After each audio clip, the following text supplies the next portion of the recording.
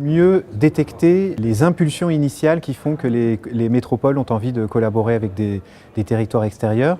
Et en fait, il y a un peu deux types d'impulsions. D'un côté, il y a des territoires qui coopèrent parce qu'ils se rendent compte qu'il y a des interdépendances quotidiennes pour la mobilité, pour l'habitat, etc. Et donc, en gros, la coopération, c'est une manière de répondre à cette évolution des espaces qu'on appelait fonctionnels en géographie autrefois. Et l'autre impulsion, c'est des territoires qui ont vraiment des coopérations politiques, au sens noble du mot, c'est-à-dire qui cherchent, en coopérant avec les territoires voisins, à construire de nouvelles politiques publiques, de nouvelles solidarités. Et les exemples qui ont été évoqués tournaient autour des questions d'économie circulaire, par exemple. Comment on va essayer de créer un bassin d'alimentation de proximité en coopérant avec les territoires voisins, ou encore sur des politiques culturelles.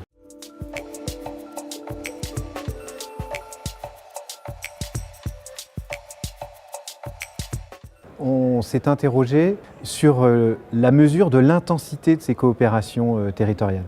Ça, c'est pas évident de mesurer cette intensité parce que les capteurs sont difficiles à définir.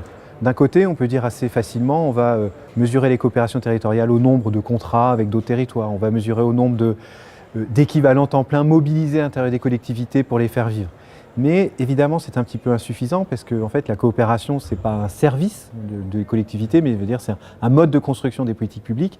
Et donc là, il y a un vrai enjeu d'essayer d'aller regarder, d'aller détecter assez précisément cette intensité des coopérations. Mais comment après on mesure des choses plus immatérielles ou des effets sur la construction de politiques publiques sectorielles de la métropole de cette coopération, c'est plus compliqué.